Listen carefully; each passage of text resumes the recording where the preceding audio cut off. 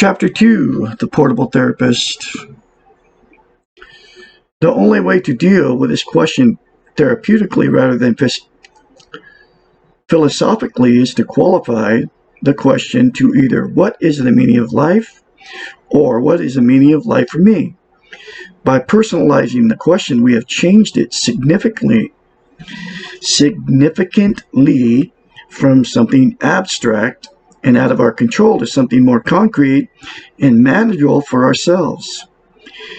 Each of us must now has a choice about what we consider important and how we prioritize the essentials of our own life. The meaning of our life, because of the subjective nature, must be found within each person. The answer cannot be found in the externals. It cannot be found in another person. Unfortunately, it cannot be handed to us, either in book form or in therapy. The best that another person can do is to function as a guide, to point out new directions, and perhaps provide some new materials which may lead to insight. Others may help us learn new perspectives and present choices that we may not have thought of by ourselves. The answer to discovering the meaning of your life lies in the exploration of yourself. You give meaning to your life. The unexplored life is not a life. At best, it is only part of a life. This exploration of yourself, your life, may be your life's work. It is difficult, painful, and requires great courage. In order to explore who you are and what your life is about, you must be willing to acquire objective eyes to really see yourself. This means that you must let go of myths, illusions, and expectations that have accomplished you and helped you avoid the pain of living. You must be willing to ride the pain and drop your defenses. This is hard work and like most explorations, involves commitment, encouragement, and energy. All along the way, you will learn the art of loving, first towards yourself and later towards others. The result of this exploration of yourself and your life is that you will learn the art of being whole, of being balanced. All aspects of you, mental, emotional, spiritual, and interactive, are in harmony and work together. You become more at peace with yourself and with your world. In the process of exploring your life, it helps you to begin by looking for meanings of life in the small, everyday acts of courage that are always present. Recognizing that life is lived in the moment, the here and now, not in the past or the future, also helps. It takes an act of courage to stop time jumping from past to future and to stay focused in the present.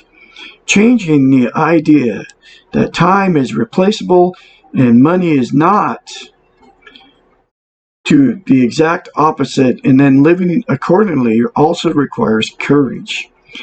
You will be going against the teachings of our Western world via the TV, radios, and newspapers, folks. The meaning of life is found in the understanding of concepts of paradox, practice, and humor. Life is paradoxical on all levels, and this concept is explained in the next question. The best approach to understanding practice is to use a metaphor of theater. This life is the rehearsal for what is to follow, and the rehearsals are the process which allows making mistakes in order to learn. If you are lucky and have good direction, you will receive encouragement while you are learning. But unlike the theater, we do not know when the final performance will occur. The rehearsing, the process becomes our performance. Living means practicing just as life means process. The third concept, humor, provides a bridge that allows us to live with contradictions of life and death, sanity and insanity, good and evil. By using humor, by laughing at ourselves with others, we can learn that life is not that serious, not that important, and not unbearable. Chapter 3. What is the meaning of paradox? Throughout the preceding answers, the term paradox has been frequently mentioned. The dictionary definition of paradox is a statement that seems contradictory, unbelievable, or absurd, but that may actually be true in fact. Something inconsistent with common experience. We can also add that an occurrence opposite from one's expectations is a paradox. Everything about living well seems to be paradoxical to what we have been trained to believe. For example, we are trained to believe that it is wrong or dangerous to love ourselves, and that no one else will love us if we do not love ourselves. This is paradoxical because the better we are able to love ourselves, the more love we generate for others and the more love we receive from others. Likewise, the more we take care of our own needs and wants, the more others want to be around us and offer to help us. Incidentally, the more that you caretake others to the exclusion of yourself, which is what we have been trained to do, the more resentment we foster in both ourselves and those being caretaken. Another paradox, the more secure you feel about yourself, the more open and vulnerable you can be around others.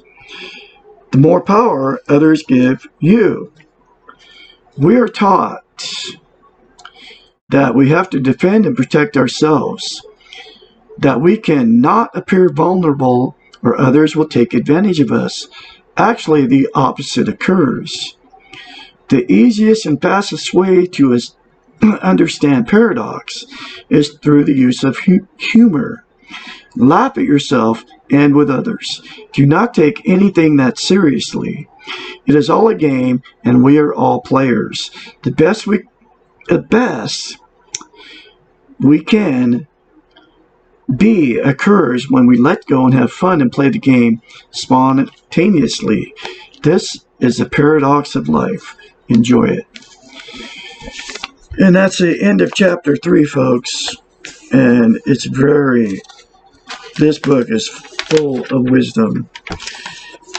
And I'll have more later for you. Y'all have a great day out there. Actually, it's the same day.